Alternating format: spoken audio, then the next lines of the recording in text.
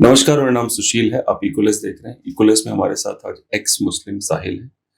जितने भी लोग यूट्यूब पे अगर हो आप भारत में हो तो आप इनको जरूर जानते होंगे, क्योंकि millions and millions of views आते हैं इनके शोज पे। लेकिन ये अपने शोज व्यूज के लिए नहीं बनाते, ये कुछ फील करते हैं अंदर से, इसलिए बनाते हैं और वो विजिबल भी होता है।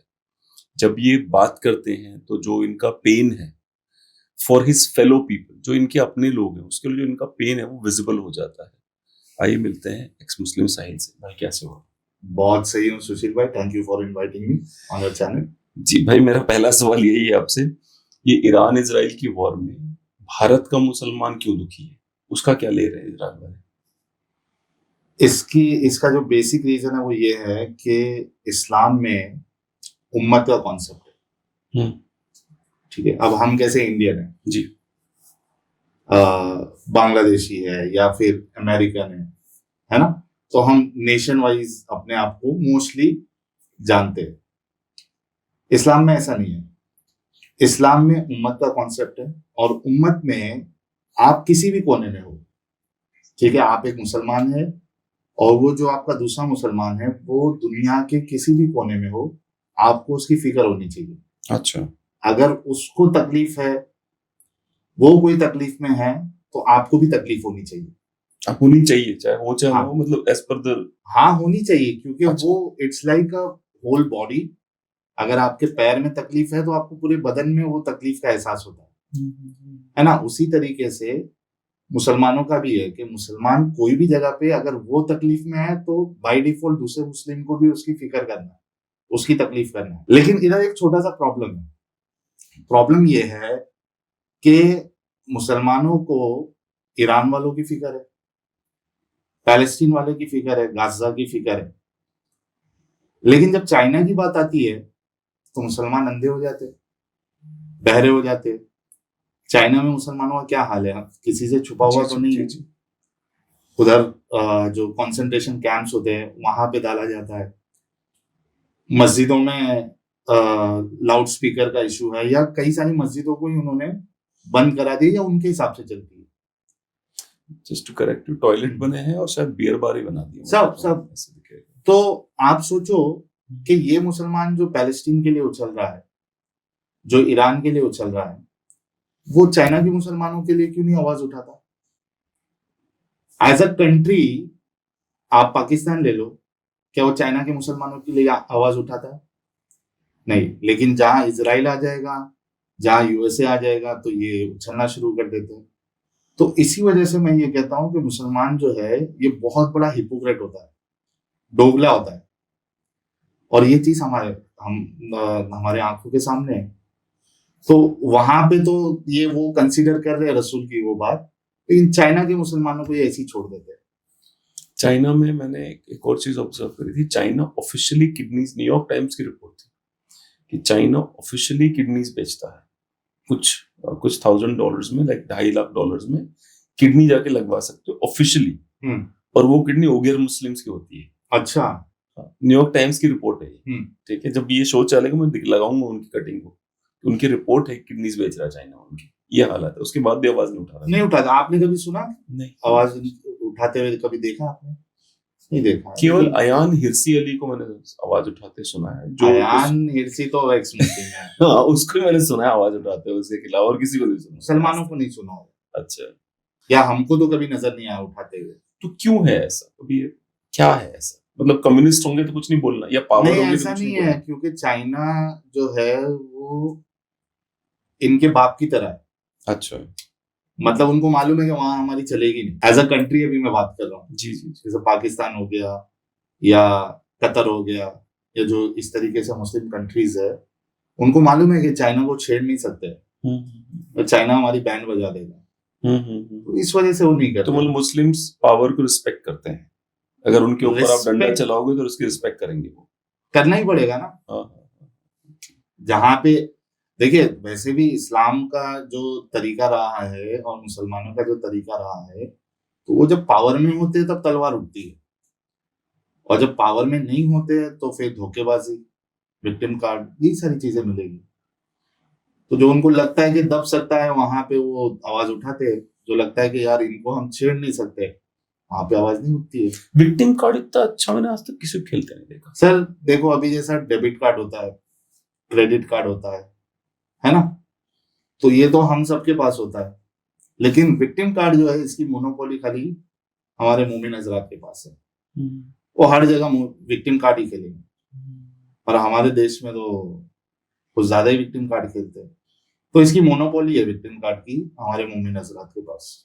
मुझे जो सबसे बड़ी प्रॉब्लम है करंट गवर्नमेंट से, मैं बाद में पूछने वाला था क्वेश्चन, पर चूंकि ये विक्टिम कार्ड की बात आ गई, रियल विक्टिम तो आप लोग हो, ठीक है, आप लोगों की तो सुरक्षा की बात ही नहीं चलती, तो उसको डिस्कस ही नहीं करते, डिस्कस ही नहीं होता, उसकी चर्चा ही नहीं है, कोई बातचीत ही नहीं है।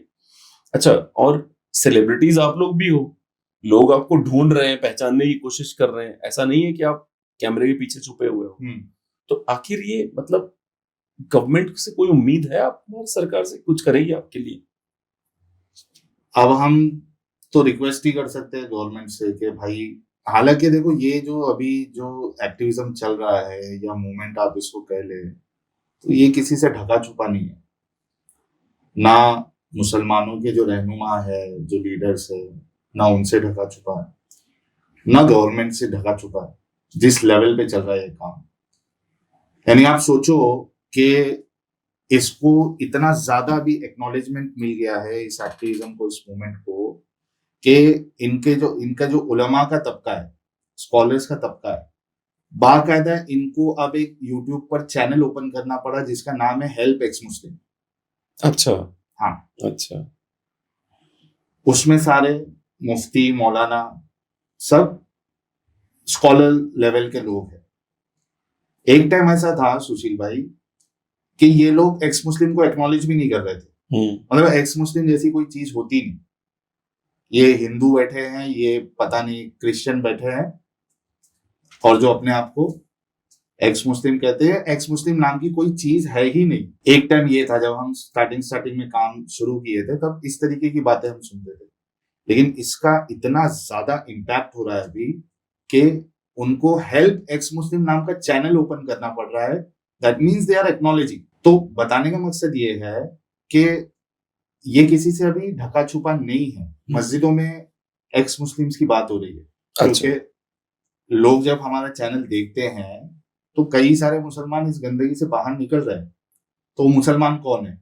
किसी ना किसी के बेटे हैं, किसी की बेटी है, किसी का बाप है, किसी की माँ है। तो अब वो घर पे तो मालूम पड़ता ही है कि भाई हमारा बच्चा है या हमारा बाप है या हमारी बहन है, ये इस्लाम से दूर होते जा रही है, इसका ईमान जो है वो कमजोर होते जा रहा है। तो क्या करे, वो उलमा के पास ही जाएंगे ना कि भाई ये क्या हो रहा है, ये हमारे बच्चे इस तरीके की बातें कर रहे, सवाल कर रहे, अल्लाह पे सवाल कर रहे, रसूलुल्लाह पे सवाल कर रहे, आज तक कोई इस तरीके से करता नहीं था, ये क्या हो गया? एक्सपोजर वो मिला नहीं था, छुपी थी सारी चीजें। सोशल मीडिया का जमाना है, हर चीज, और आज की तारीख में मोबाइल जो है हर किसी के पास है। बच्चा भी 8-9 साल का बच्चा भी, उसके पास अभी मोबाइल एक्सेस है, और 9वीं 10वीं में पहुंचने तक अभी बच्चों के पास खुद के मोबाइल्स भी होते हैं। तो वो जब एक्सपोजर मिला और वो सोचने लगे, सवाल करने लगे, तो इनको खतरा महसूस होने लगा, यार कब तक इग्नोर करेंगे। अब तक ये चुप बैठे थे, वो इस वजह से कि यार इनको अगर हम जवाब देने उतरे तो इनको और ज्यादा पब्लिसिटी मिलेगी, हवा मिलेगी, वो अवॉइड कर रहे थे। लेकिन अब जिस तरीके से काम ये आगे बढ़ा है, तो अब अवॉइडेबल नहीं है, दे नो दैट। तो उन्होंने इस तरीके के चैनल बनाए हैं। तो ये बात गवर्नमेंट को भी पता होगी, ये बात इनको लीडर्स को भी पता है, स्कॉलर्स को पता है, लेकिन अब प्रॉब्लम यही है कि गवर्नमेंट, अगर ये लोग एक्नॉलेज कर रहे हैं, ये वाली पार्टी, तो गवर्नमेंट क्यों नहीं कर रही है? गवर्नमेंट भी करे भाई। आज अगर एक भी मुसलमान इस्लाम छोड़ता है तो ये देश के लिए बहुत अच्छी बात है, सोसाइटी में पीस के लिए बहुत अच्छी बात है, सोसाइटी में तरक्की के लिए, देश की तरक्की के लिए बहुत अच्छी बात है। तो जो चीज देश की तरक्की को बढ़ावा दे सकती है, तो गवर्नमेंट तो उसको एक्नॉलेज करना चाहिए, उसके बारे में बातें होनी चाहिए, उनके बारे में सोचना चाहिए। मैं तो हमेशा बहुत पहले से गवर्नमेंट को रिक्वेस्ट कर रहा हूँ कि जिस तरीके से SC ST एक्ट है जी, कि वहां पे एक इंसान जो है जो एक कम्युनिटी है उनको सर्टन वर्ड्स जो होते हैं वो बोलने के लिए भी इंसान डरता है, डेरोगेटरी माना जाता है। बड़े से बड़ा नेता, बड़े से बड़ा सेलिब्रिटी, बड़े से बड़ा एक्टर, वो उस वर्ड को बोलने के लिए डरता है, और अगर कभी निकल भी गया तो माफी मांगता है। क्यों? क्योंकि लॉज वैसे बनाए गए उनके प्रोटेक्शन के लिए। उसी तरीके से अगर एक्स मुस्लिमों के लिए कोई प्रोटेक्शन एक्ट आता है जहां पे आप अगर किसी एक्स मुस्लिम को धमकी देते हो, और ग्राउंड लेवल पे ये कोई ऐसी बात नहीं है कि भाई उठे सुठे ऐसी आप जो है ना प्रोटेक्शन मांग रहे हो। ये बात सबको पता है कि एक हिंदू अगर अपना हिंदुइज्म छोड़ देता है, कुछ भी बन जाता है, उसको मालूम है उसके ना घर वालों से खतरा है, ना उसके घर वाले बॉयकॉट करेंगे, ना उसका सोसाइटी में फाइनेंशियल बॉयकॉट होगा, उसके दोस्त जो है उससे दोस्ती नहीं छोड़ेंगे। वो बहस एक चीज, अलग चीज है, लेकिन उसको कोई ऐसा खतरा नहीं है। लेकिन ये बात भी सबको पता है कि एक मुसलमान अगर इस्लाम छोड़ देता है तो घर वाले उसका बॉयकॉट करना स्टार्ट कर देते हैं। तो मुसलमान जब इस्लाम छोड़ता है तो उसके घर वाले बॉयकॉट करना स्टार्ट करते हैं, उसके रिलेटिव्स उसका बॉयकॉट करना स्टार्ट करते हैं, उसके दोस्त उससे दोस्ती छोड़ देते हैं, सोसाइटी में फाइनेंशियल बॉयकॉट होता है। फिर लास्ट पॉइंट यहाँ तक आ जाता है कि अगर वो बोलने लग जाए कि भाई मैंने इस्लाम छोड़ दिया, ये दिक्कत है, ये प्रॉब्लम है, इस्लाम में रसूल के बारे में कुछ कह दिया, तो जान पे खतरा भी आ जाता है। तो इधर जो प्रोटेक्शन मिलनी चाहिए या इस तरीके का लॉ होना चाहिए, ये तो मस्ट है, ये जरूरी है।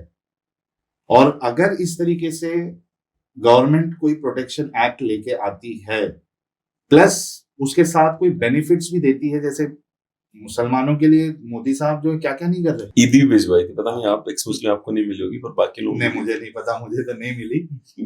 तो आप देखिए कि गवर्नमेंट इतने सारे इन लोगों के लिए अलग अलग तरीके की चीजें लेके आती है, इनके बेनिफिट्स के लिए सब्सिडरीज मिलती है।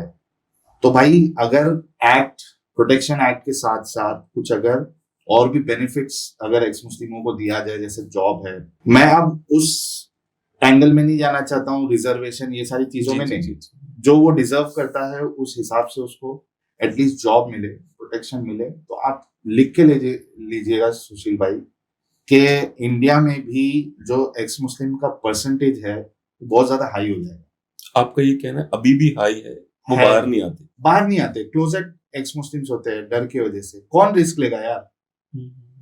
जो एक्स मुस्लिम है, अनलेस एंड अनटिल वो किसी दूसरी आइडियोलॉजी में नहीं जा रहा है, उसके लिए तो कोई जन्नत नहीं है, उसके लिए कोई जहन्नम नहीं है, उसके लिए कोई रीबर्थ नहीं है, उसके लिए सिर्फ ये एक ही लाइफ है, उसी को बेहतर करना है।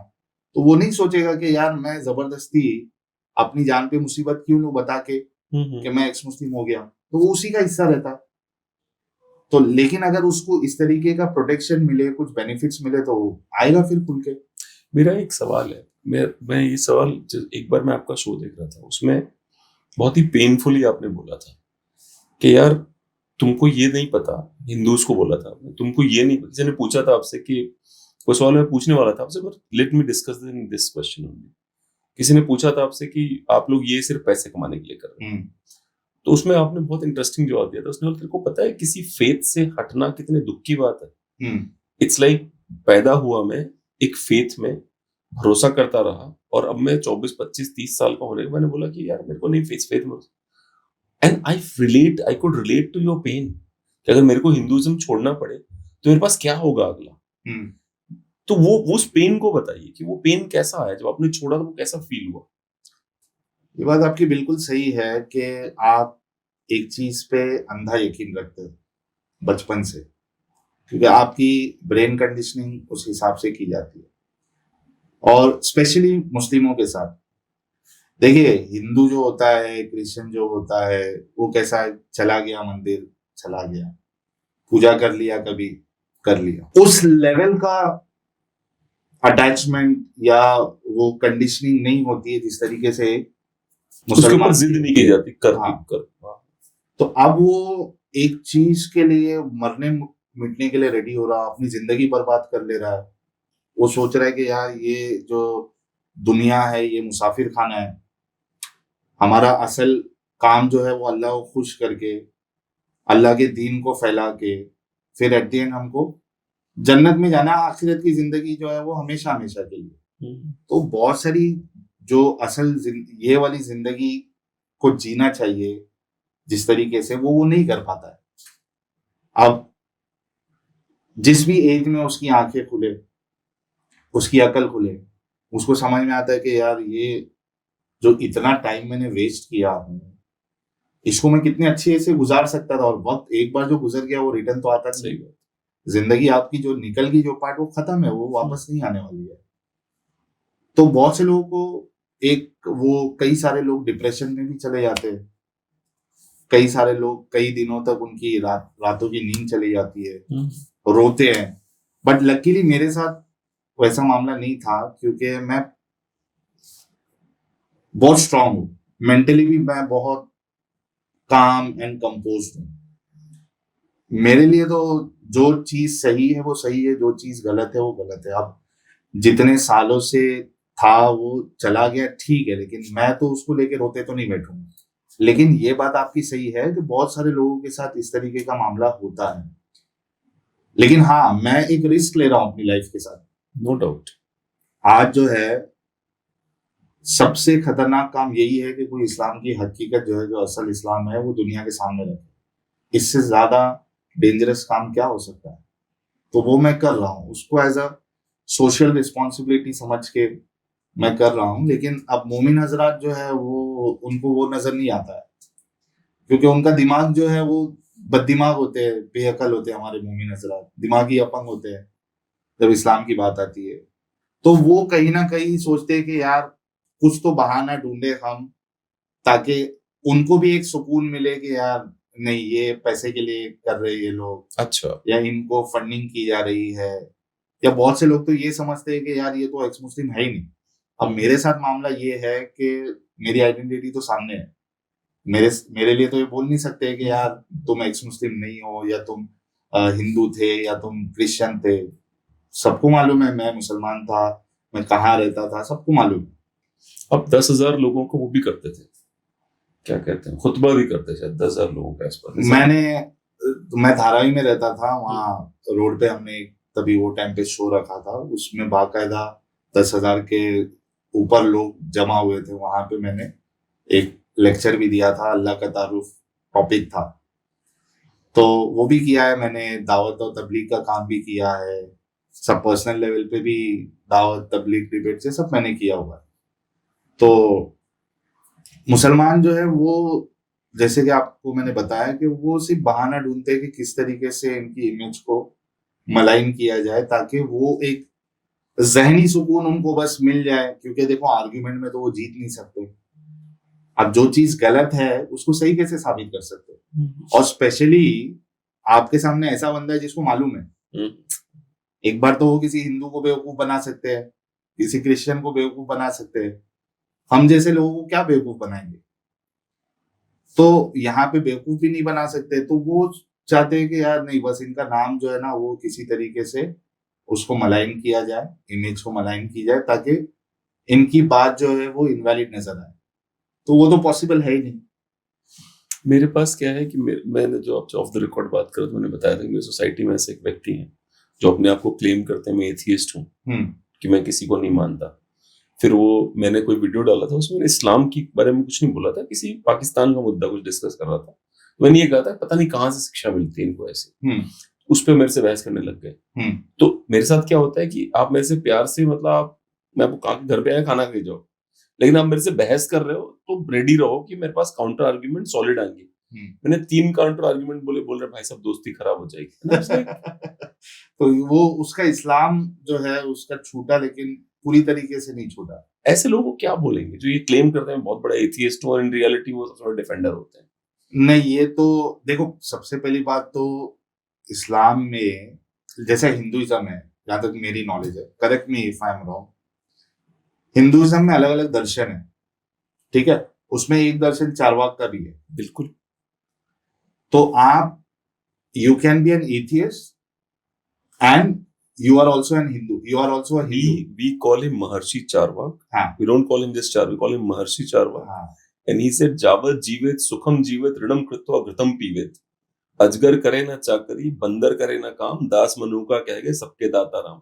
उनका एक शिष्य था मनुका नाम का, उसने ये लिखा था हाँ कि ना स्वर्ग है ना नरक है, काय को टेंशन ले लो, ऐश करो। हाँ तो हम अभी महर्षि बोलते हैं। एग्जैक्टली। तो आप जो है एथियस्ट भी हो सकते हो, हिंदू भी, एथियस्ट रहते हुए भी आप हिंदू रह सकते हो, जी जी या हिंदू रहते हुए भी आप एथियस्ट हो सकते हो, हिंदू रहते हुए भी आप एग्नोस्टिक हो सकते हो। तो वहां पे एक बहुत ब्रॉडर पर्सपेक्टिव है। सोच जो है वो कन्फाइंड नहीं है, महदूद नहीं है। इस्लाम में वो ऑप्शन नहीं है कि आप अपने आप को एथियस्ट भी बोलो और फिर आप इस्लाम को डिफेंड भी करो, या आप इस्लाम को सही मान रहे हो। मतलब मैं ये सब चीजों को नहीं मानता लेकिन ठीक है मैं मुसलमान हूं, दैट इज नॉट पॉसिबल। इस्लाम में आप इस्लाम की एक भी चीज को, एक उसको अगर आप गलत समझते हैं, you are out of the fold of Islam. अच्छा, so you do not have any option. कुछ भी मतलब आप कुछ भी क्वेश्चन नहीं कर सकते। नहीं कर सकते। जो चीज है आप वो जानने के लिए क्वेश्चन कर सकते हैं। मिसाल मैं एग्जांपल दे देता हूं ताकि आपको डिफरेंस पता जी चले। जी यानी नमाज पढ़नी है तो आप ये सवाल तो कर सकते हैं कितनी नमाज पढ़नी है, ठीक है, कितनी कितनी नमाज पढ़नी है या कैसी पढ़नी है, उसका तरीका क्या है, इस तरीके के तो आप क्वेश्चन कर सकते हो मसले मसाइल में। लेकिन आप उस पे, उस अमल पे या उस एक्ट पे क्वेश्चन नहीं कर सकते हो, यार ये तो बेवकूफी है, या क्यों करनी है। ये क्यों करनी है भाई, how does it even make sense. मतलब आप जो है, जो इस्लाम वाला खुदा है, सो कॉल्ड खुदा, वो एक नार्सिसिस्ट पर्सनालिटी आपको नजर आएगी जब आप इस्लाम का मुताला करेंगे, आप इस्लाम को समझेंगे, कॉन्सेप्ट ऑफ गॉड को इस्लाम में समझेंगे, तो एक नार्सिसिस्ट पर्सनालिटी है। अब एक हिंदू जो है या क्रिश्चियन जो है, उनके ऊपर कोई ऐसा फर्ज नहीं है कि आपने करना है। आप गए मंदिर, जब दिल किया कर लिए, घर में पूजा कर लिए, नहीं मन किया नहीं किए। क्योंकि अगर वो कोई सो कॉल्ड सुप्रीम पावर है भी, तो वो क्यों चाहेगा कि मैं जबरदस्ती करके इससे जो है ना अपनी पूजा करवाऊं, इबादत करवाऊं, है ना। ये तो नार्सिसिस्ट पर्सनालिटी का वो होता है कि भाई मेरी तारीफ करो, मेरी तारीफ करो, मेरी तारीफ करो। पर ये आपको लगता है हर धर्म में है? जैसे नहीं, मैं उदाहरण देता हूँ। हाँ, जैसे हिंदूज क्या करते हैं, ट्यूसडे को नॉनवेज नहीं खाते। तो वो तो अपनी मर्जी से नहीं खाते ना। पूरी बात सुनिए। हाँ, जैसे मैं क्या करता, आई डोंट माइंड, आई हाँ, डोंट केयर कि मैं कब नॉनवेज खा रहा हूँ। मेरा ये कहना है कि जो मेरा बजरंग बली है वो नोटपैड और पेन लेके नहीं बैठा कि अच्छा बेटा नॉनवेज खा लिया, अब हाँ, बताता हूँ तुझे। हाँ, आई डोंट थिंक मेरे जो बजरंग बली है वो इन चीजों पे फोकस नहीं करेंगे। हाँ। तू क्या खा रहा है, तू क्या पी रहा है, उनका ये तो अपनी जिंदगी चिल मार के तेरे को जो सही करना है लाइफ में कुछ उखाड़, ठीक है। ये मत कर कि तू क्या खा रहा है क्या पी रहा है उसमें चक्कर मत पड़। तो मुझे ऐसा लगता है हाँ। कि हर धर्म में इस तरह के नॉनसेंस है, नहीं सॉरी टू नहीं, से, बट मैं, आप मेरी बात नहीं समझे। जी जी मैं ये कह रहा हूँ कि कोई हिंदू अगर ट्यूसडे को नहीं खाता है तो वो खुद से नहीं कर रहा है, जी जी जी। उसको लग रहा है कि ये हाँ, ऑस्पिशियस डे ये है। तो हमेशा है, ये आई एग्री, ये हमारा है ना? मन है। मैं वो डिफरेंशिएट कर रहा हूँ अच्छा, कि उसने सिलेक्ट किया हुआ है, हाँ, क्या चलो एटलीस्ट ये वाला दिन मेरे लिए ऑस्पिशियस है, या कोई भगवान से कनेक्टेड है, जी जी तो मैं, मेरा दिल करता है कि मैं नहीं करूं। इस्लाम का वैसा हिसाब नहीं है। अच्छा आपको पसंद है या नहीं है, आपको करना है 5 टाइम नमाज। अच्छा 5 टाइम की जो फर्ज नमाज है वो आपको करना ही करना है, whether you like it whether you don't like it. ये कह रहा हूं मैं कि how does it even make अच्छा, सेंस। इट्स लाइक कि अगर आप नहीं करे होगे तो आप सजा आउट मिलेगी, ऑफ, अच्छा सजा मिलेगी। आप सजा मिलेगी। अच्छा अच्छा तो इस तरीके के आप जो है ना किसी चीज पे इस्लाम के सवाल नहीं कर सकते कि भाई मेरे को ये इलॉजिकल लग रहा मतलब है। मेरे को तो उड़ा ही देते अगर मैं बोलता कि यार मेरे बजरंग बली ऐसे नहीं करेंगे, बोला तू बड़ा इधर आ साले। मतलब मैं गलती कर चुका हूँ अगर मैं ऐसी बात करूं, आपके रिलीजन में अगर मैं होता और ऐसी बात करता तो मैं, आप इस्लाम से बाहर निकल अच्छा मैं बाहर हो जाता इतने पे ही कि मतलब मेरे वाले की मतलब ऐसे थोड़े हुआ कि शुक्रवार का, अच्छा तुम बेटा नहीं आया ना इस बार, अब बताता हूँ तुझे। तो ये अच्छा लोग डरते क्यों, किसी भी भगवान से लोग डरते क्यों, या अपने ही खुदा से क्यों डरते हैं इतना लोग?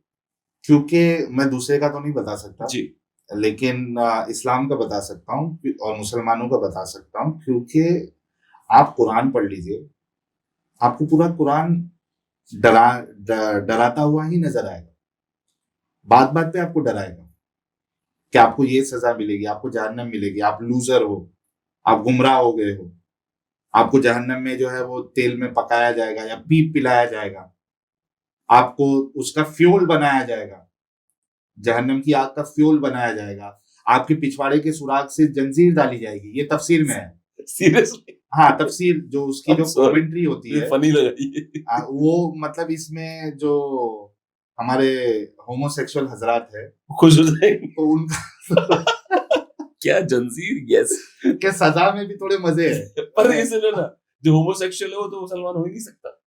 नहीं मुसलमान, देखो मुसलमान होने के लिए मैंने क्या कहा कि मुसलमान रहते हुए आप सारे गुनाह कर सकते हो। अच्छा। आपका इस्लाम नहीं छूटेगा। अच्छा। आपका इस्लाम तब छूटेगा जब आप या तो अल्लाह का इनकार कर दो, रसूल का इनकार कर दो, उसमें जो बातें बताई गई है उसका अगर आप इनकार कर देते हो, ठीक है, तो आप इस्लाम से बाहर निकलोगे। वरना आप मुसलमान होते हुए चोरी भी कर सकते हो, मतलब अच्छा। गलत काम है, लेकिन वो चोरी करने से आप इस्लाम से बाहर नहीं आ रहे हो। अच्छा। सिमिलरली होमोसेक्सुअलिटी जो है हाँ। ये एक गलत काम है, लेकिन इसके करने से आप इस्लाम से बाहर नहीं आ रहे हो, आपको ओह। सजा मिलेगी। अच्छा। डिफरेंस समझ में आ रहा है? हाँ। इस्लाम से बाहर आप तभी निकलोगे जब आप इस्लाम की कोई या तो अल्लाह रसूल और ये किताबें, ये जितनी भी चीजें हैं, नॉनसेंसिकल चीजें, इसका आप अगर इनकार कर देते हो, इसको गलत समझते हो, तो आप इस्लाम से बाहर निकलोगे। वरना आप देखिए सूरह कुरान की सूरह नंबर 4 है, सूरह निसा, उसके आयत नंबर 48 है, उसमें अल्लाह कहता है कि आप अल्लाह के सिवा किसी और को शरीक करते हो। ठीक है, अल्लाह के साथ आप किसी को शरीक करते हो, ये ऐसा गुनाह है जो अल्लाह कभी माफ नहीं करेगा। इसके अलावा आप कोई भी गुनाह कर लो, अल्लाह अगर चाहेगा तो माफ कर देगा। मतलब आप रेप किसी का कर देते हो, इवन लिटिल गर्ल्स, हाँ फॉरगिवेबल है। फॉरगिवेबल है। अच्छा। वो भी फॉरगिवेबल कैसा? एक तो होता है कि सजा मिली और फिर ठीक है, सजा के बाद आपको माफी है। दो ऑप्शन है, या तो सजा मिल के आप जन्नत में जाओगे या तो डायरेक्टली भी जा सकते हो। मतलब इतना बुलशिट है कि आप मूर्ति पूजा कर रहे हो, जो इनका सो कॉल्ड अल्लाह है, उसके नजदीक वो ज्यादा गुनाह है कंपेयर टू कोई किसी बच्ची का रेप करके उसका कत्ल कर दे रहा है, ब्रूटली कत्ल कर दे रहा है। अल्लाह के नजदीक ये कम लेवल का गुनाह है, ये ज्यादा लेवल का गुनाह है। तो अभी जो करंट जो दुनिया है, do you think this is fit इस दुनिया में? जैसे मोहम्मद बिन सलमान जो सऊदी के हैं, इतने सारे चेंजेस कर डाल रहे हैं वो, तो इसका मतलब उनको भी पता है कि गड़बड़ है कहीं ना कहीं। Do you agree with that? देखिए आज की तारीख में तो अगर आप 21st सेंचुरी बोले, बल्कि मैं तो कहता हूं कि कोई भी सेंचुरी के लिए इस्लाम फिट नहीं होता है। ठीक है, चाहे वो 1400 साल पहले हो या फर्स्ट सेंचुरी हो, इस्लाम कोई भी सेंचुरी में फिट नहीं होता। बट चूंकि हम वो टाइम पे नहीं है, हम यहाँ पे है, 21st सेंचुरी में है, तो 21st सेंचुरी के लिए तो इस्लाम तो एकदम आउटडेटेड आइडियोलॉजी है। लेकिन दिक्कत ये है कि ये तो दिमाग वालों को समझ में आएगा ना, आपको समझ में आएगा, मुझे समझ में आएगा, तीसरा जो बंदा है उसको समझ में आएगा। लेकिन जो दिमागी अपंग है, जिसको बचपन से वो चीज फिट कर दी गई है, ब्रेन कंडीशनिंग कर दी गई है, उसको ये सारी चीजें गलत नजर ही नहीं आती, वो सोचता ही नहीं है। उसकी अकल जो है उस पे तो अल्लाह का ताला लग गया है, इस्लाम का ताला लग गया है, तो वो सोचेगा कहां से? सोचेगा तब ना नजर आएगा उसको। और इसी वजह से फिर ये एक्टिविज्म भी जरूरी हो जाता है। एक तो ये बात है कि मुसलमानों को असल इस्लाम पता नहीं होता है। दूसरा, कई बार बहुत सी चीजें पता होती है लेकिन वो पर्सपेक्टिव नहीं मिलता है उनको कि ये क्यों गलत है। आप समझ रहे? एक इंसान की दुनिया अगर इतने में ही है, वो एक कहावत है ना, कोई मेंढक, कुएं का मेंढक, वैसा वाला, तो वो उनके लिए उतना ही है, उनको बाहर का पर्सपेक्टिव मालूम ही नहीं है। तो उनको एक पर्सपेक्टिव दिया जाता है। लोग एक्स मुस्लिम क्यों हो रहे हैं? दो चीज है, एक तो उनको असल इस्लाम पता नहीं था, दूसरा पता भी था कुछ चीजें, तो उनको पर्सपेक्टिव नहीं मिला था कि ये क्यों गलत है। जब ये चीज मिलती है तो बहुत सारे लोग इस्लाम छोड़ रहे हैं। आप देखिए, आप क्यों बोलते हो बार बार कि भारत के मुसलमानों को इस्लाम का नहीं पता? कैसे लगता है आपको कि ये सच है जो आप बोल रहे हो? वो इस वजह से क्योंकि यहाँ के जो मुसलमान हैं वो ओरिजिनल मुसलमान तो है नहीं, कन्वर्टेड है। वो जो हराम के पिल्ले हमारे, I am sorry for the word, आप इसको आपके चैनल के हिसाब से अगर नहीं चला सकते तो नहीं, मैं डेफिनेटली, आप माँ बहन पे भी जा सकते हैं। थैंक यू जी, मैं माँ बहन पे तो नहीं जाऊंगा, लेकिन जो हराम के पिल्ले बाहर से आए थे इधर अटैक करने के लिए, हाँ। औरंगजेब है और मोहम्मद गोरी था। मोहम्मद बिन कासिम से शुरू हुआ था 712 से। हाँ। तो इन्होंने क्या नहीं किया। मोहम्मद बिन कासिम ने, मैं एक छोटा सा एनेक्डोट बता दूं, वो क्या करता था, जब वो किसी सिंध में जब जीतता था तो गाय को काट के उसकी अतड़ियां बहुत भगवान सारी को चीजें चढ़ा मिलती देता है, था। बहुत सारी चीजें मिलती है। सोमनाथ का मंदिर कई बार तोड़ा, बिल्कुल। सारी चीजें, लेकिन हमने स्ट्रीम की हुई है जी, ये जी, सारे टॉपिक्स के ऊपर। सोमनाथ के मंदिर में भाई क्या हुआ कि पुजारियों ने बोला कि पैसा ले लो सारा, तो मोहम्मद जो गजना का था उसने बोला तब मैं बुत शिकन नहीं कहलाऊंगा, हाँ, उसको बुत शिकन बनना था, तो इसलिए उसने क्योंकि उसको मालूम था ना कि आइडियली उसको वो पैसे मिलने ही मिलने हैं। जी, जी, जी। तो भाई मैं इस्लाम का काम करके वो पैसे हाँ, को हाँ, एज ए लूट मार हाँ, माले गनीमत ले लूं ना यार, हाँ, डायरेक्ट लेके नाम क्यों खराब करूं जी, जी, अपना। जी, जी, तो जी। फाइनली उसको तो मिलना ही था और मिला भी। हम्म, तो इन्होंने जो जुल्म किया था, इस्लाम जो है वो इंडिया का कोई पार्ट नहीं था, बिल्कुल। है ना, ये बाहर से आया हुआ है। तो इन्होंने जो जुल्म किया है, तो आज जितने मुसलमान हैं अक्सरियत अगर आप देखेंगे तो इनकी जो पूर्वज है वो कहीं ना कहीं हिंदू ही होंगे। तो ये तो ओरिजिनल नहीं थे। दूसरी बात, इनको अरबिक ऐसे लैंग्वेज नहीं पता है, ठीक है। तीसरी चीज, जिस तरीके से कंडीशनिंग की जाती है, उनको उतना ही इस्लाम पता होता है जितना उनके मौलवी बताते हैं, जो ये जुमा के खुतबे में सुनते हैं। और आज तो सोशल मीडिया का जमाना है, तो ऑनलाइन जो मुफ्तियों को सुन लिया, तो इनका नॉलेज जो है वो बहुत महदूद है। इनको इस्लाम उतना ही पता है जितना बताया गया है। तो इनको कहाँ से पता होगी चीजें, उनको नहीं पता होती है। उसमें सबसे बड़ा रीजन क्या है? Brain conditioning. Second, language, language barrier. Language पर। तो उन्होंने कभी कुरान को मीनिंग के साथ कभी पढ़ा नहीं होता है।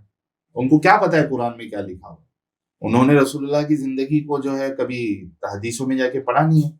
उनको क्या पता है कि असल जिंदगी रसूलुल्लाह की क्या थी, नहीं पता था। इसी वजह से मैं कहता हूँ कि ये जो इंडिया हो गया, पाकिस्तान हो गया, बांग्लादेश हो गया, और कई सारे जो देश है, they don't know Islam, they don't know the actual Islam. ये तो कुछ मोटी मोटी चीजें हैं, एक अल्लाह एक है, मूर्ति पूजा गलत है, मोहम्मद साहब जो है वो रसूल है, आशिक रसूल, इनके बारे में हम कुछ नहीं सुन सकते। बस मोटा मोटा उनको यही पता है, अंदर की चीजें नहीं पता है। तो जैसे आपके साथ ही है, तो आप बहुत लंबे लंबे स्ट्रीम करते हो and you do a wonderful job, क्योंकि मैंने आपको देखा हमेशा काम रहते हो, आप कभी गुस्से में नहीं आते हो। लेकिन मेरा सवाल ये, कभी ऐसा हुआ है कि कोई ऐसा आ गया, कोई बंदा या किसी ने ऐसा बंदा जिसने आपको कन्विंस कर दिया कि नहीं, कि कुछ चीजें जो मैंने समझी थी वो शायद गलत थी, ये सही बोल रहा है, ऐसा हुआ है एक बार भी? मेरे साथ अभी 4 साल से मैं स्ट्रीम चला रहा हूँ, और 4 साल से पहले जब चैनल नहीं था तो भी कुछ लोगों से बातें हुई थी। आज तक आके जो मेरे एतराज है, आज तक कोई कन्विंसिंग आंसर मुझे नहीं दे पाया कि भाई जो चीज को मैं गलत मानता हूँ उसमें क्या गलती है, या वो सही है तो कैसे सही है। आज तक किसी ने कन्विंस नहीं किया है। बल्कि मैंने तो ओपन चैलेंजेस दिए हुए हैं मुफ्तियों को, मौलानाओं को, इनका फिलोसोफर हो, कोई भी लेवल का मुसलमान हो, वो आ जाए और मेरे से कॉन्सेप्ट ऑफ गॉड जो इस्लाम में है उस पर बात कर ले, और रसूलुल्लाह के कैरेक्टर पे बात कर ले, क्योंकि ये दो ही पिलर है इस्लाम जी, के। ये दो नहीं है तो, या दो में से एक भी खत्म तो इस्लाम खत्म। बात कर ले, मैं रेडी हूँ डिबेट करने के लिए, लेकिन क्या मजा ले किसकी हिम्मत हो जाए। मुझे ये समझ में नहीं आता साहिल भाई कि जैसे हिंदुइज्म में क्या होता है कि you can question, I don't mind, come on ask me as many question as you want to. आप भगवान राम पे भी सवाल उठा दो, ठीक है, आप भगवान कृष्ण पे भी सवाल, भगवान कृष्ण पे सवाल तो बड़े बड़े सेलिब्रिटीज उठाते हैं, बड़े बड़े सेलिब्रिटीज उठाते हैं। हमारे एक डॉक्टर भीमराव अम्बेडकर जी थे, उन्होंने ऐसे ऐसे बातें लिखी हैं कि आपके रिलीजन में कोई लिख दे तो मतलब गड़बड़ हो जाए बहुत ज्यादा उसके साथ में। तो मुझे ऐसा लगता है कि doctor Bhimrao Ambedkar is possible only in Hinduism और मे बी इन क्रिश्चियनिटी। आपके यहाँ पे जो काम आप करते हो, उस काम के लिए तो कभी ऐसा हुआ है कि आप बच गए, किसी सिचुएशन में कोई हमला करने आया था आपके ऊपर और आप कि सब somehow you saved yourself, ये नहीं, ऐसा हुआ? फॉर्चुनेटली वैसी सिचुएशन आई नहीं है कि हमला हो जाए, क्योंकि मौका नहीं मिलता है मुसलमानों को। वरना कई सारे मुसलमान तो चाहते हैं कि भाई मेरी आवाज बंद कर दी जाए जिस लेवल से मैं बोलता हूँ। हालांकि मैं जो है पूरी कोशिश करता हूँ कि अपने वर्ड्स जो है, जब मैं अगर क्रिटिसाइज करूँ या सवाल उठाऊं इस्लाम पर, तो वर्ड्स काफी सिलेक्टिव वर्ड्स यूज करता हूँ ताकि सामने वाले को बहुत ज्यादा बुरा भी नहीं लगे और हकीकत भी सामने आए, क्योंकि मेरा इंटेंशन जो है वो किसी का दिल दुखाना नहीं है। ये अलग बात है कि मुसलमान कोई भी चीज से ट्रिगर हो जाता है, किसी भी चीज को गुस्ताखी समझ लेता है। मोहम्मद साहब के साथ अगर आप साहब नहीं लगाओगे तो वो समझेगा गुस्ताखी कर रहा है, तो मेरे रिस्पेक्ट पे तो नहीं नहीं कर रहा है। लागू है ना वो, सब आप पे पे लागू है ना। ये क्या तरीका है, मेरे वो को क्या मतलब? हाँ नहीं मतलब है, लेकिन वो फिर भी आपसे एक्सपेक्टेशन रखेगा कि आप जो है ना सिर्फ मोहम्मद नहीं बोलो, तो तू मोहम्मद साहब भगवान राम बोलो। बोला, फिर मैं भी हाँ बोलूंगा। एग्जैक्ट। तो हाँ अभी मैंने स्टार्टिंग में क्या कहा था कि हाँ, मुसलमानों से बड़ा हिपोक्रेट कोई नहीं होता है। अच्छा। हाँ, वो वन साइडेड उनका एक्सपेक्टेशन होता है। सेक्युलरिज्म जो है वो खाली वन साइडेड इनको चाहिए, ठीक है, अपने साइड से नहीं कुछ करेंगे। तो वो आपसे एक्सपेक्ट करेगा कि आप प्रॉफिट मोहम्मद बोलो या एटलीस्ट मोहम्मद साहब बोलो। अच्छा। हाँ, तो अब वो किसी भी चीज से ट्रिगर हो सकता है, ये एक अलग चीज है, लेकिन फिर भी मैं कोशिश करता हूँ कि अपनी बात को जो है वो इस अंदाज में रखूं कि वो ब्लास्फेमी तक नहीं जाए, या मैं वो चीज रखता हूँ जो मैं साबित कर सकता हूँ। ट्रू। तो उसके बावजूद भी मुसलमान जो गालियां देते हैं, कत्ल की धमकी देते हैं, और उनको मौका मिले तो कत्ल भी कर दे। लेकिन कत्ल करके क्या करेंगे? मेरे को कत्ल कर देंगे, मेरे जैसे और कई सारे लोग हैं जो काम कर रहे हैं। एक साहिल को मारोगे लाखों साहिल आ जाएंगे। एक मैंने आप लोगों की रील देखी थी भाई। हाँ आप लोगों ने एक तरह की रील बनाई थी कि आपने एक बोर्ड लेके खड़े थे शायद नरीमन पॉइंट, हाँ और फिर कोई नोएडा का मुसलमान था, एक्स मुस्लिम था, कोई कहीं का था, हाँ सबने बनाई थी एक हाँ रील कि मैं एक्स हाँ मुस्लिम। वो बहुत इंटरेस्टिंग था, जरा प्लीज मेरे दर्शकों को बताइए उसके बारे में। मैं सोच रहा था ये जो साल है ये बहुत क्रूशियल है मेरे लिए इस एक्टिविज्म को लेके। मैं रीजन अभी बताना नहीं चाहूंगा, ये बहुत क्रूशियल है। तो हमने मौलाना को चैलेंजेस दिए। मैं जयपुर डायलॉग समिट में जी जाता जी। हूँ, वहां मैं चैलेंजेस देता हूँ, अपनी स्ट्रीम में चैलेंजेस देता हूँ कि आओ यार बात तो करो। यहां तक कि मैं अभी यहां तक रेडी हो गया हूं कि आप जो है ना, यहाँ के जो, चूंकि मैं मुंबई से हूँ, यहाँ के जो मीनारा मस्जिद जैसे इनमें जो अलग अलग फिरके हैं उसमें मेजर जो है एक बरेलवी फिरका है और एक देवबंदी है। देवबंदी जिनके अंदर तबलीगी भी आता है। फिर उसके बाद अहले हदीस है। तो ये जो सुन्नियों में तीन फिरके, फिर एक शिया जो है वो एक इनसे अलग ही है। अच्छा। तो मैं तो यहाँ तक इस पॉइंट तक आ गया हूँ कि आप जो है ये जो फिरके हैं बड़े बड़े, उनके जो नुमाइंदे है, रिप्रेजेंटेटिव है, जो बड़ा आपके हिसाब से सबसे बड़ा आलिम है जो इस्लाम को डिफेंड कर सकता है, उसको ले लो चारों, आजाद मैदान में आप प्रोग्राम सेट करो, गवर्नमेंट का परमिशन लो और मेरे को गवर्नमेंट की तरफ से सिक्योरिटी दिलाओ, और वहां पे इस्लाम पे बात कर लेते। आप मुझे गलत साबित करो, मैं इस्लाम कबूल कर लूंगा। आप सोचो आज जो इम्पैक्ट है एक्स मुस्लिमों की वजह से, और उसमें मैं भी एक हूं, अगर आप मुझे गलत साबित कर देते हो तो आपके पास तो गोल्डन अपॉर्चुनिटी है। कई सारे जो एक्स मुस्लिम हुए वो मुसलमान बन जाएंगे, कई सारे हिंदू जो तुम चाहते हो कि मुसलमान बन जाए वो बन जाएंगे इस्लाम की हकीकत देख के। तो मैं तो इस पॉइंट तक आ गया। तो ये साल जो है बहुत क्रूशियल है मेरे लिए। तो मैंने सोचा कि यार मैं चैलेंजेस देता हूँ, ये डर के जो है वो बिल से अपने या अपनी बीवियों के पल्लों में जो छुपके बैठे हैं ये मुफ्ती मौलाना, वो निकलते ही नहीं अपनी बिल से। मैंने सोचा कुछ अलग हटके करते हैं। तो मेरे एक दोस्त आए हुए थे ऑस्ट्रेलिया से, मैं उनसे मिलने के लिए गया था। तो मैंने उनको बोला आज कुछ अतरंगी करते हैं, और वो भी डर रहा था बेचारा, मतलब ये तो मरेगा ही साथ में मुझे भी लेके जाएगा है। तो लेकिन उन्होंने बोला ठीक है करते हैं। तो मैं वहीं पे था, नरीमन पॉइंट के पास ताज कोलाबा में था। तो मैंने बोला एक काम करते हैं, हम वो कार्ड खरीद लेते हैं और उस पे जो है मार्कर से लिख देंगे। अब इतना टाइम तो है नहीं जाके हाँ, प्रिंट नहीं नहीं, कराओ, बराबर, तो अपने हिसाब से जितना हो सकता हाँ है हाँ हाँ। उतना मैंने उस पे एक्स मुस्लिम साहिल गया। उन्होंने बोला सबसे बेस्ट जगह जो है हम्म।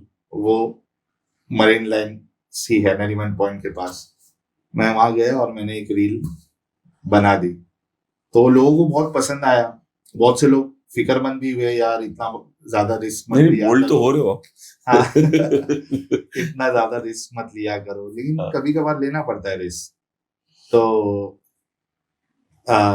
उसको देख के फिर बाकी कई सारे एक्स मुस्लिम, हमारे सलीम वास्तिक साहब है, वो पहुंच गए उधर। हाँ हाँ। वो 2 कदम मेरे से आगे निकले, वो सीधा जामा मस्जिद पहुंच गए। अच्छा। दिल्ली जामा मस्जिद के बाहर उन्होंने वो किया। फिर एक एक्स मुस्लिम रब्बानी जी है, उन्होंने भी किया, फिर एहसान और भी लोगों ने किया। तो वो इस वजह से किया था ताकि लोगों तक पहुंचे बात। कभी कभार क्या है, कुछ कुछ चीजें वायरल हो जाती है, मतलब जो चीज आप पैसा खर्चा करके नहीं पहुंच सकते हो अपने आप को, या पहुंचा सकते हो अपनी बात को, कभी कभी कुछ अतरंगी करने से वो चीजें जो है वो हर एक घर तक पहुंच जाती है। मौलानाओं को बिल से निकालने की बात पे जी एक मुझे बात याद आ गई कि एक मौलाना ने बहुत पहले कहा था कि अल्लाह ही ओम है। फिर उसके बाद आपने उसमें अजान बना दी। मतलब ये थी वो बड़ा वायरल हुआ था आपका। जी जी बिल्कुल। अच्छा, आप मौलाना हो, आपने बोला अल्लाह ही ओम और आपने अजान बना दी, तो बुरा मानने वाली क्या बात है? बिल्कुल बुरा नहीं मानना बोल रहा हूँ कि वो अल्लाह ही ओम है। तो ये दोगले होते हैं ना सुशील भाई। हाँ। ये हिपोक्रेसी होती है। ये कैसा है, मैंने क्या कहा था कि इस्लाम जो है 2 चीज से फैलता है या फैलाया जाता है। एक तो तलवार, यानी आपके पास पावर है तो आप तलवार की जोर पे इस्लाम को फैलाओगे। आप उस पोजीशन पे नहीं है कि आप तलवार का इस्तेमाल करो, तो धोखेबाजी। तो ये मौलाना और ये जितने हैं जो हिंदुस्तान के डंगर है, ये सारे ये वाला हथकंडा अपनाते हैं कि भाई हम धोखाबाजी करेंगे, हम शुगर कोट करेंगे। तो उसमें राम जी को भी वो प्रॉफिट बना दिया। भगवान नहीं बनाएंगे, उनको प्रॉफिट बना देंगे। बोले वो भी एक प्रॉफिट हो सकते है, वो प्रॉफिट हो। और फिर एक लाइन ऐड कर देंगे, कंफर्म नहीं बोलते हैं हम लोग, मतलब सेफ भी रहे, सेफ खेले, ईमान में ज्यादा उस पर धक्का नहीं लगे। तो राम जी को प्रॉफिट बना देंगे, श्री कृष्णा जी को प्रॉफिट बना देंगे, और फिर वो इसको मनु ही ओम है, नहीं क्या मनु आदम है, और अल्लाह जो है वो ओम है। मैं बोला भाई तुम चालाकी कर सकते हो तो हमको भी आती है चालाकी। हमने बना दी अजान, और कई सारों और आपको इतना बढ़िया आता है देने अजान। अच्छा अभी देखो, कॉमेडी बताता हूँ आपको। मेरे को अजान, मैं मस्जिदों में, मैं जिस मस्जिद में नमाज पढ़ता था वहां पे मैं अजान देता था, और लोग सुनना चाहते थे मेरी अजान। जिस अंदाज में मैं अजान देता था वो लोग सुनना चाहते थे। जिस तरीके से मैं कुरान को पढ़ता था लोगों को सुनना पसंद था। जब मैं मुसलमान था तब की बात बता रहा हूं मैं। लोग मेरे बाजू, अगर मैं मस्जिद में रमजान में अगर मैं कुरान पढ़ रहा हूँ जोर से, तो लोग आके बाजू में बैठ भी जाते थे सिर्फ सुनने के लिए। तो अब ये हाल में संडे जो है, फनी चीज बता रहा हूँ, संडे जो है वो एक मुफ्ती, उसने स्ट्रीम किया, कुछ 40,000 के आसपास उसके सब्सक्राइबर है, उसने स्ट्रीम किया। अब उसमें उसने चैलेंजेस फेंक दिए। बोले ये एक्स मुस्लिम झूठे होते हैं, धोखेबाज होते हैं, लेके आओ, ये आइटम सीकर तो गालियां देता है, गुस्ताखी, बिलास्फेमी करते हैं, बिलास्फेमी करते हैं। और इस्लाम में एडम सीकर को बोलो कि ये बोल के भी मारी जा सकती है, लोगों की गाली देने की जरूरत नहीं है। ये ज्यादा फनी है। तो बोलता है ये बिलास्फेमी करते हैं, आप लोग खुद स्टडी करो। तो इस्लाम में इंसानियत है, ये इंसानियत सिखाता है, फलाना ढिमकाना, ये एक्स मुस्लिम जो है ना झूठ बोलते हैं। तो लेके आओ, मैं 15 मिनट तक लाइव हूँ, लेके आओ, कौन एक्स मुस्लिम आना चाहता है, मैं उसके साथ डिबेट करूंगा, बात करूंगा। जाओ तुम्हारे साहिल को लेके आओ, उसको तुम लोग हीरो बना के बैठे हो, उसको पैसे की सपोर्ट करते हो, सुपर चैट भेजते हो। मतलब इनको सबसे बड़ा चटका ये लगता है कि ये जो नॉन मुस्लिम है वो एक्स मुस्लिमों को सपोर्ट क्यों करते हैं, वो चाहते हैं कि सपोर्ट नहीं करे। तो इस वजह से बहुत चिढ़ते हो। और खास करके सपोर्ट करने वाले में सारे लोग हैं, उसमें सपोर्ट करने में एथियस्ट भी है, क्रिश्चियन, क्या पता मुस्लिम भी भेज रहा है यार, यू नेवर नो। तो सपोर्ट करने वाले में सारे लोग हैं जो वहां पे, अब हम तो पर्सनली जा जाके चेक नहीं करते, जो जिनको पर्सनली जानते हैं उनको जानते हैं कि हाँ भाई ये क्रिश्चियन है, ये हिंदू है, लेकिन वहां पे कई सारे लोग सपोर्ट करते हैं। लेकिन इनका टारगेट पूरा रहता है हिंदू लोगों के ऊपर ही, सनातनियों के ऊपर ही। ये सनातनी लोग, ये अंधभक्त, ये ऐसा ऐसा, उनकी पिछवाड़े में जो आग लगती है, कोई हमको अगर फाइनेंशियल सपोर्ट कर दे, उनको ऐसा लगता है कि ये फाइनेंशियल सपोर्ट कर दे करके ये लोग टिके हुए, नहीं तो चले जाएंगे। भाई हमने चैनल ओपन किया था, हमको थोड़ी ना कोई पैसा दिया था, हम तो लोगों को सच्चाई बताने के लिए, भाई हम तो तुम्हारे लिए सोचते हैं, नहीं तो इतना बड़ा रिस्क क्यों लेते। पैसे कमाने के तो और भी बहुत सारे जरिए हैं। एक बार इंसान डाका डाल दे वो तो भी थोड़ा सेफ है, पॉइंट है। अच्छे से प्लानिंग करके डाका डाले निकल ले, वो तो सेफ है। सलमान मुमी का क्या हुआ उसके साथ? भाई मैं अपनी जान पे रिस्क में डाका डाल के जेल जाऊंगा, ज्यादा से ज्यादा जेल 4 साल में निकल आऊंगा, या बेल भी मिल के छूट जाएगा। बेल में भी छूट जाऊंगा। यहाँ तो साला सीधे जान का खतरा, गारंटी जान का खतरा है। तो पैसा ही कमाना मकसद होता तो बहुत सारे ऑप्शन थे यार, दूसरे ऑप्शन बाबागिरी करके पैसा कमा लेते। आज की तारीख में बाबागिरी से ज्यादा, you would have been a very good baba यार, you would have been an Islamic baba and people would have come to you, paid you money like crazy। यार मैं एथियस्ट बाबा भी बन गया तो भी आएंगे लोग। तो there are multiple ways to earn money and good fool people actually, है ना। तो लेकिन रिस्क लेके क्यों कर रहे हैं भाई? क्योंकि हम समाज में सुधार चाहते हैं, और मेरे हिसाब से तो मुसलमान सबसे बड़ा विक्टिम है। मुसलमान जो है, मोमिन जो है, he is the first victim of Islam. वो हक रखता है जानने का कि मैं इस गंदगी को मान रहा हूं। वो अपनी जिंदगी बर्बाद कर रहा है, वेस्ट कर रहा है टाइम, खुद तो अपनी जिंदगी बर्बाद कर रहा है, दुनिया का जीना हराम करके रखा है। तो मेरा इंटेंशन तो ये है कि भाई इन तक इंफॉर्मेशन पहुंचे, एक पर्सपेक्टिव मिले, then it's up to them. भाई मानना है मानो, नहीं मानना है नहीं मानो, किसी को जबरदस्ती करके तो हम निकाल नहीं सकते।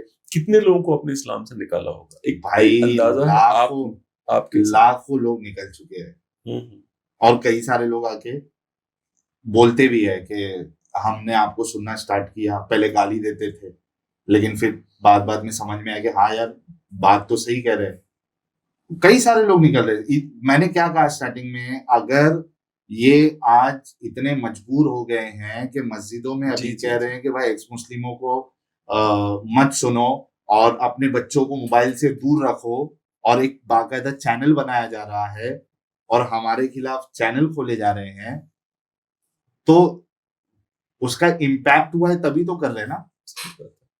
इम्पैक्ट नहीं होता तो क्यों करते?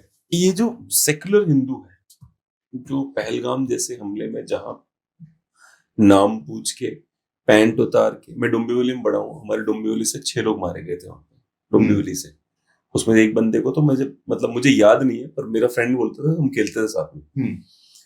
अब सेकुलर हिंदू आता है और बोलता है नहीं सब अच्छा है, कोई प्रॉब्लम नहीं है, वो क्या कहते हैं उसे, वो आतंकवादी थे और कुछ नहीं थे।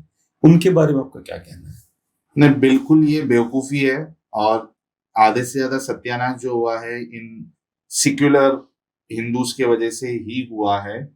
अगर ये उनके गलत कामों में उनका साथ नहीं देते, उनको डिफेंड नहीं करते, तो इस लेवल की चीजें ना होती। और मैं तो इनसे कहूंगा कि भाई आज भी मौका है, सुधर जाओ, वरना गुजर जाओ वाला हिसाब होगा।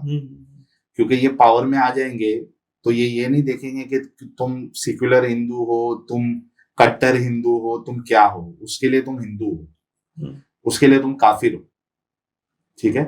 तो इनको बढ़ावा मत दो। इस्लाम जो है वो नंबर्स पे चलता है, नंबर्स पे चलता है। इस्लाम का पावर जो है वो नंबर्स पे चलता है। जहां नंबर ज्यादा बढ़ गए, आप कोई भी एरिया उठा के देख लो, जहां पे मुसलमानों की पॉपुलेशन ज्यादा है, उस एरिया का क्या हाल है आप खुद अंदाजा लगा सकते हो।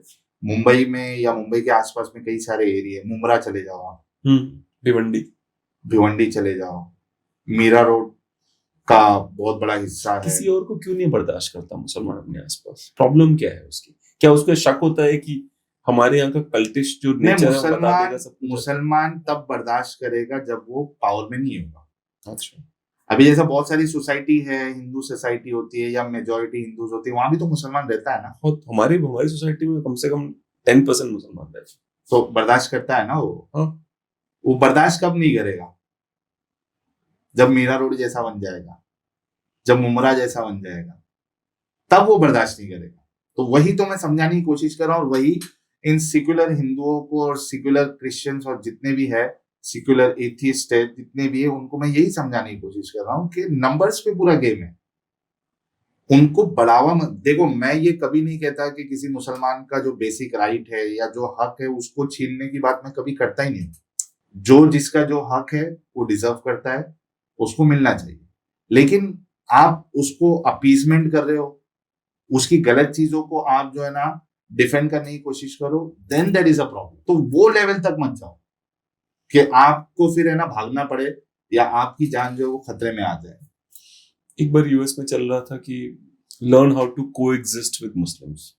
भाई मैं उस बंदे के साथ कैसे को एग्जिस्ट कर सकता हूँ जिसको जो पाथ जिस पाथ पे वो चलना चाहता है उस पाथ में ही can get married to a girl who is under age. उसका वो रास्ता है भाई, उसी को सुन्नत बोलते हैं अकॉर्डिंग टू इस्लाम कि वो रास्ते का हिस्सा है। वो पीडोफिलिया है इस्लाम में। तो कोएग्जिस्ट कैसे करूंगा मैं उसके साथ में? I can't coexist with that person. सोच ही मैच नहीं होगी ना। बिल्कुल। इनके जो बेस्ट रोल मॉडल है जिससे इस्लाम चला है, वो खुद आप देखिए उन्होंने पीडोफिलिया किया है। 55 साल की उम्र में 9 साल की छोटी अम्मी आयशा जो है उसके साथ वो हम बिस्तरी कर रहे हैं। बाकायदा वर्ड इंटरकोर्स का आया हुआ है हदीसों में, बुखारी में है, नसई में है, कई सारी हदीसों में। तो how he can be a best role model any time? So what do Muslims tell you when you say how can he be the best? क्या बोलते हैं, आपको जवाब क्या देते हैं इस पे? आप उसमें इतनी सारी जलेबियां बनाते हैं और मैं आपको बताता हूं कि ये कुछ ऐसे सर्टेन टॉपिक्स है, क्योंकि देखिए हर एक इंसान के लिए क्या चीज उसको हिट कर जाए बोल नहीं सकते आप। तो लेकिन उसमें जो सबसे मेजर जो चीजें हैं जिसकी वजह से एक आम मुसलमानों को भी समझ में आता है कि भाई कुछ ना कुछ इधर गड़बड़ी है, तो उसमें से एक जो सब्जेक्ट है, एक टॉपिक है, ये पीडोफिलिया वाला है। रसूलुल्लाह की जो 55 साल में 9 साल की आयशा के साथ शादी के नाम पे जो सेक्स उन्होंने किया था, that is a very very strong subject जिसके वजह से कई सारे लोग इस्लाम छोड़ देते हैं। फिर उसके बाद इसी के साथ साथ जो है सेक्स स्लेवरी इस्लाम का हिस्सा है। तो यहाँ पे भी बहुत सारे मुसलमान जो है वो फिर हार मान जाते हैं, यानी मतलब at some point of the time they think यार नहीं, इसको अब और डिफेंड नहीं किया जा सकता। फिर अपने ही मुंह बोले बेटे की बहू के साथ उन्होंने जो शादी की थी। डू यू थिंक दैट जो भारत का मुसलमान है वो भी गजवाई हिंद करना चाहता है? उसका एम है ऐसा कुछ? पहली बात तो ये है, जैसे कि मैंने पहले कहा था कि भारत के मुसलमानों को पूरा इस्लाम या एक्चुअल इस्लाम पता नहीं है। अब कई सारे मुसलमानों को अगर आप जैसे कि ये मैंने बोला पीडोफिलिया वाला बोला दिल से, अरे ये क्या बोल रहे हो, ऐसा है ही नहीं इस्लाम में। अच्छा वो भी बोलते हैं? हाँ। अच्छा। अभी मैं आपको मेरे चैनल पे अभी वो क्लिप अपलोड होगी, कल एडम साहब के चैनल पे मैंने चलाया था। कल मैं शिकार भी करता हूँ, मुझे शिकारी भी बोलते हैं। अच्छा। तो शिकार में क्या करता हूँ, मैं सामने से मौलानाओं को फोन लगाता हूँ और प्रिटेंड करता हूँ कि मैं मुसलमान हूँ और मुझे कुछ डाउट्स है इस्लाम के ऊपर, मेरा ईमान छिन रहा है, तो मौलाना मेरा ईमान बचा लो। अब वो सोचता है कि यार चलो ये तो बड़ा सवाब का काम है। Then I start posing question to him and फिर उसको समझ में आ जाता है कि गड़बड़ है, मेरे पास कोई जवाब नहीं है, तो मुझे शिकारी भी बोला जाता है, तो मैं शिकार करता हूँ।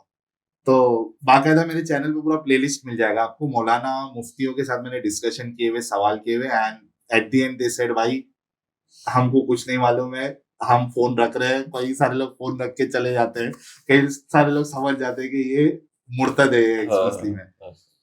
तो कल मैं मूड में था एकदम, तो मैंने कल नहीं परसों मूड में था मैं, तो रास्ते पे रोड पे गया मैं शाम के टाइम पे, और एक ग्रुप है बरेलवियों का ग्रुप है, जो सुन्नी हजरात है उनका ग्रुप है, उसमें 700 मेंबर है। मैं उनमें आलिमों को ढूंढ रहा था, मेरे को मिल नहीं रहा था। एक कारी करके नाम दिखा था, मतलब कारी है तो कुछ ना कुछ तो इस्लाम की जानकारी होगी। मैंने उसको कॉल लगाया, मैंने बोला भाई फलाने मेरे दोस्त ने आपका नंबर दिया हुआ है। अच्छा, हमारे इस्लाम तो उसके लिए मर मिट सकते हैं, हम आशिक रसूल है, थोड़ा तारीफ किया। हाँ हाँ। बोला लेकिन कुछ चीजें ऐसी है जो है ना फिर देखते तो ईमान थोड़ा हिलता है। अच्छा, तो मैं बोला कि इस्लाम में जैसे सेक्स स्लेवरी है, तो अरे ये तो मालूम नहीं है मुझे। अरे आप कारी साहब, आपको नहीं, हमको नहीं मालूम है। और वो जेन्युइनली बोल रहा था, हमको नहीं मालूम है। फिर उसको बाकी चीज बोलता नहीं। मैं बोला यार तुम तो फिर दिमागी अपंग हो, अंधविश्वासी हो, क्या मिलेगा आपको अंधविश्वासी रह के। फिर उसको मैंने बताया मेरा नाम एक्स मुस्लिम साहिल है और ये मेरा चैनल है, तेरे को लिंक भेजता हूँ भाई, ये ऐसी दिमागी अपंगता में मत रहे, थोड़ा देख और इस गंदगी से। आज मैंने एक मौलाना को कॉल किया। अच्छा, मौलाना को कॉल किया, फटाफट मैं आपको बताता हूँ ताकि किसी को ये नहीं लगे, और मेरे चैनल पे ये अपलोड भी हो जाएगा, ये देखिएगा, ताकि आपके चैनल पे भी आ जाए। ये देखिए। वालेकुम अस्सलाम, और क्या हाल है? अल्हम्दुलिल्लाह। मौलाना शफीक साहब बात कर रहे हैं? जी जी। मौलाना है आप? जी मौलाना है आप? जी। खैरियत से है मौलाना साहब? अब देखो किताबें बहुत सारी सही से नाज़िल हुई, बहुत सारी, लेकिन मैं बताता हूँ, मेरे सामने ही है अभी। आल-हाज़र का लिखा हुआ कंजुल ईमान है क्या? जी जी, कंजुल ईमान है, बिल्कुल कंजुल ईमान। मैं ये काम की, जब मैं आपको शाम में किताब अभी नहीं, असर के बाद किताब खोलूंगा तो मैं आपको भी लगाऊंगा। ये मौलाना का हाल है। कौन सा आयत बता रहे हैं? सूरह मोमिनून में कौन सा आयत नंबर? सूरह मोमिनून में आयत नंबर 1 से 6। देखिए मैं तर्जुमा पढ़ देता हूँ, आप चेक भी कर लेना। क़द अफ़लहल मुमिनून अल्लज़ीना हुम। तो ये जिस तरह से आप पढ़ते हो उसकी फट भी जाएगी मौलाना साहब की। बोल रहा हो ये क्या, ये कौन सा किस लेवल का बंदा है ये। तो अब ये मौलाना को मैंने सेक्स स्लेवरी का बताया तो उसको मालूम ही नहीं है, बोलता ऐसा है ही नहीं कुरान में। आप मेरे को पूछ रहे थे ना कि भाई गज़वा हिंद मुसलमान को पता है, ये मौलाना को नहीं पता है। अच्छा, ये बोलता है ये तो हराम काम है इस्लाम में। अच्छा। फिर जब कुरान की आयत बताया तो बोलता अरे मुझे आला हजरत का तर्जुमा बताओ, मैं दूसरे का नहीं मानूंगा। मतलब वो भी है मेरे पास, भाग नहीं सकते। तो गज़वा हिंद जो है ये सुशील भाई एक लिटमस टेस्ट है मुसलमानों के लिए, भारत के मुसलमानों के लिए। आप जो भी मुसलमान देखो, बहुत सारे मुसलमान जो चूंकि स्कूल में पढ़ते हैं, तो वहां पे स्कूल में बाय डिफॉल्ट आपके अंदर एक देशभक्ति जागती है, चाहे आप हिंदू हो चाहे मुसलमान भी हो, तो वो फीलिंग रहती है। मैं इतना सवाल इस पे नहीं उठाता हूँ, लेकिन वो एक लिटमस टेस्ट भी है। लिटमस टेस्ट कैसे है कि कोई मुसलमान बोलता है यार मुझे देश से प्यार है, मैं भारत माता की जय नहीं कहूंगा, लेकिन मैं हिंदुस्तान जिंदाबाद कहूंगा, उसमें मेरे को प्रॉब्लम नहीं है। मैं वंदे मातरम नहीं कहूंगा, लेकिन सारे जहां से अच्छा हिंदुस्तान हमारा ये मैं गालूंगा। ये ओवैसी साहब जैसे लोग यही सब चीजें बोलते हैं ना। अच्छा, तो बोले अगर आप देश प्रेमी हो, आपको देश से प्यार है, तो अगर कोई बाहर वाला हमारे देश पे अटैक करने की बात करे, या जो अटैक कर रहा है उसके लिए अच्छी बात करे कि जो है ना अच्छा इंसान है फलाना है, तो उसके बारे में आप क्या कहोगे? वो क्या कहेगा? यार नहीं, वो तो हमारा दुश्मन है, वो हम उसको गलत मानते हैं। अच्छा, फिर उसके सामने गज़वा हिंद की हदीस रख दो जी, बोलो ये देख, ये तुम्हारे मोहम्मद साहब जो है वो बाहर के तो है नहीं, और ये फरमा के गए कि जो ग्रुप इस पे अटैक करेगा अल्लाह उसको जन्नत नसीब करेगा। इस तरीके की बातें आती है, जो इन्वेड करेगा हिंद पर। अब अगर वो सच्चा देश प्रेमी होगा तो उसको मोहम्मद साहब को दुश्मन मानना पड़ेगा, गलत कहना पड़ेगा। और अगर सच्चा मुसलमान है तो वो मोहम्मद साहब को गलत नहीं बोलेगा। पर इस पे कुछ लोग मुझे क्या बोलते हैं कि नहीं मोहम्मद साहब ने तो कहा था हिंद से ठंडी हवा। नहीं कुछ नहीं ना भाई, अटैक भाई हवा आने में, और वो हवा आ रही करके, पहली बात तो ऐसी कोई हदीस जो है वो ऑथेंटिक आपको मिलेगी नहीं। मैं कहता हूँ मिल भी जाए तो हवा आ रही, जैसे हम थाईलैंड है, वहां बहुत अच्छी अच्छी चीजें है ना, तो अब मैं अटैक करके भी वो अच्छी चीजें ले सकता हूँ और उसकी तारीफ भी कर सकता हूँ। हाँ, तो अगर हिंद से अच्छी हवा भी आ रही है तो वही अच्छी हवा वाली हिंद में आप अटैक करके वहां पे इस्लाम लाना चाह रहे हैं ना। पर कुछ मुसलमान तो होंगे ना जो आपके हिसाब से भी आपको लगता हो कि नहीं यार, जैसे मैं एक बात आपको दिल से बताता हूँ, मेरे फ्रेंड्स हैं अज़रबैजान के हैं, वो ना वो बहुत बहुत तगड़े मुसलमान है अंदर से, मतलब ऐसे वो ईमान वाले जो बोलते हो आप, पर वो जेन्युइनली अच्छे लोग हैं। हाँ, वो जेन्युइन लाइक वो ईमानदार, अच्छा वो जेन्युइनली ईमानदारी रखते हैं अपने काम में, जुबान के पक्के हैं, अपने काम में ईमान रखते हैं, कहीं भी धोखा नहीं देते, कोशिश पूरी करते हैं कि धोखेबाजी ना हो जाए उनसे। तो ये दो चार चीजें आपको नहीं लगता कि? देखिए, मैं एक स्टेटमेंट, एक हकीकत हमेशा बोलता हूँ, इसमें आपको आपके सवाल का जवाब मिल जाए। एक मुसलमान जो है वो अच्छा इंसान हो सकता है वो अच्छा इंसान इस वजह से होगा क्योंकि वो अच्छा मुसलमान नहीं है। गौर से समझना इस बात बहुत गहरे जा रहे हो आप। जी। हाँ हाँ हाँ। एक मुसलमान अच्छा इंसान हो सकता है, और वो अगर अच्छा इंसान है तो वो अच्छा इंसान इस वजह से क्योंकि वो अच्छा और सच्चा मुसलमान नहीं है। जब वो अच्छा और सच्चा मुसलमान बन जाएगा ना, फिर वो अच्छा इंसान नहीं हो सकता, क्योंकि वो काम फिर उसको इस्लाम वाले करने पड़ेंगे। फिर वो काफिरों के लिए जो है ये सोच रखेगा कि ये बेवकूफ लोग हैं, ये जहन्नमी लोग हैं, उसको वर्स्ट ऑफ क्रिएचर मानेगा। ठीक है, सूरह 98 की आयत नंबर 6 से अल्लाह कहता है कि जो काफिर है या मुशरिक है ये वर्स्ट ऑफ क्रिएचर। फिर काफिरों को नजस बताया गया है, इम्प्योर बताया गया है,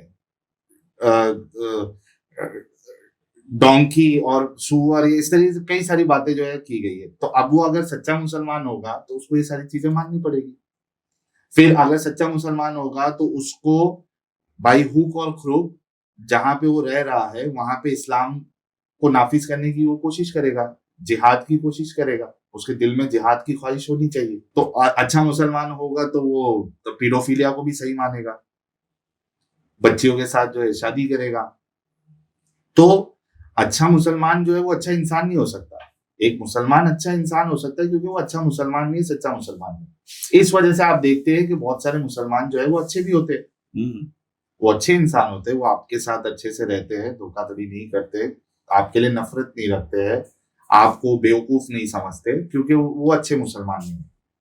आपसे मेरे से फाइनल क्वेश्चन जो है मेरा वो यही है कि जो इस देश का युवा है, विशेष रूप से मुस्लिम युवा है, जो आपकी बात सुनना ही नहीं चाहता हाइपोथेटिकली, उसके लिए भी आपका क्या संदेश है? अगर आपको उसका संदेश देना पड़े एक दो लाइनों में तो क्या होगा?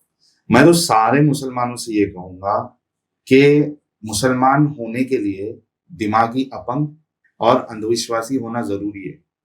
एक इंसान जो दिमागी अपंग नहीं है, जो अकल थोड़ी भी रखता है, वो मुसलमान कभी भी नहीं हो सकता है। और दिमागी अपंग और अंधविश्वासी होने में कोई फायदा नहीं है, कोई अच्छी बात नहीं है। तो जितने भी मुसलमान हजरात है, मैं आप लोगों की कदर करता हूँ, आप लोगों की फिक्र है मेरे अंदर। मेरा मैसेज आपसे यही है कि भेड़ बकरियों की तरह मत रहिए, क्योंकि आप लोग जो है भेड़ बकरियों की तरह है जिसको मौलाना या आपके जो आलिम है वो अपने हिसाब से चराते हैं। वो जिस डायरेक्शन में आपको लेके जाने चाहते हैं आप उस डायरेक्शन में उनकी बात सुन के जाते हैं। आप खुद कुरान को जो भी लैंग्वेज आप समझते हैं उसको पढ़िए, उसके मतलब को पढ़िए। रसूलुल्लाह की जिंदगी जो है वो खुद सुन्ना.com है, कई सारी वेबसाइट्स है, वहां पे सारी चीजें मौजूद है, आप उसको पढ़िए। जो चीज हम बता रहे हैं, जो रेफरेंसेस दे रहे हैं, उसको जाके क्रॉस वेरीफाई करें और उसके बाद खुद फैसला करें कि वाकई में आपको ये सब जानने के बाद भी दिमागी अपंग रहना है, अंधविश्वासी रहना है, फिर आपकी मर्जी। तो मेरा मैसेज तो छोटा सा ये है। अच्छा, आपने कहा आम मुसलमानों को मैसेज, अब मेरा मैसेज जो है ये चैलेंज सारे मुफ्ती और इनके जितने भी बड़े बड़े आलिम हैं उन सबको है। किसी भी लेवल का आलिम हो, वो मुफ्ती हो, मौलाना हो, मुजद्दिद हो, मुहद्दिस हो, फकीह हो, किसी भी लेवल का, आपको मेरी तरफ से चैलेंज है कि 2 टॉपिक पे मेरे से डिस्कशन कर ले और उसको सच्चा साबित कर दे। कॉन्सेप्ट ऑफ गॉड इन इस्लाम, अल्लाह है, खुदा है, नहीं है, मुझे इससे फर्क नहीं पड़ता। आप वाला जो अल्लाह है वो खुदा है, और उसका जो कॉन्सेप्ट है इस्लाम में वो लॉजिकल है और रैशनल है। ये आपने मेरे को साबित करना है। इस पे आप जब बोलेंगे मैं आपसे डिबेट करने के लिए ready. Second, character of prophet Mohammed, Rasulullah का कैरेक्टर आपको साबित करना है। आपको ये भी नहीं साबित करना है कि रसूलुल्लाह मोहम्मद साहब जो वो रसूल थे या नहीं थे। आप बस इतना से साबित कर दो कि रसूलुल्लाह एक अच्छे इंसान थे। तो ये 2 टॉपिक पे सारे पूरी दुनिया के, अब दुनिया में तो लैंग्वेज बैरियर भी हो सकता है, उनकी लैंग्वेज शायद मुझे समझ में नहीं आए, मेरी लैंग्वेज उनको समझ में नहीं आए, लेकिन जो मेरी लैंग्वेज वाला है, या एटलीस्ट मैं इंग्लिश तक थोड़ा कॉम्प्रोमाइज कर लूंगा, हालांकि मेरी इंग्लिश इतनी अच्छी नहीं है लेकिन फिर भी कॉम्प्रोमाइज करूंगा। लेकिन जो बाकी है, जो मेरी लैंग्वेज समझ सकते हैं, मेरी लैंग्वेज में बात कर सकते हैं, उन सारे मौलानाओं को, मुफ्तियों को मेरा चैलेंज है, इन 2 टॉपिक पे बात कर ले और अपने इस्लाम को सच्चा साबित कर दे। मेरी तरफ से 5 लाख रुपए का इनाम, प्लस एक तो 5 लाख का इनाम सुशील भाई, इजी मनी, 1-2 घंटा ही तो लगेगा ना डिबेट में। 5 लाख का इनाम प्लस मैं मुसलमान फिर से बन जाऊंगा। मेरे चैनल का नाम एक्स मुस्लिम हटा के मैं इस्लाम की तबलीग करने लग जाऊं। अब इससे अच्छा ऑफर क्या हो सकता है? बहुत अच्छा मौका है, जरूर करें। ठीक है साहिल भाई, thank you so much. Thank you, sir. Wonderful conversation, same और दोबारा करेंगे जरूर। ठीक है, थैंक यू।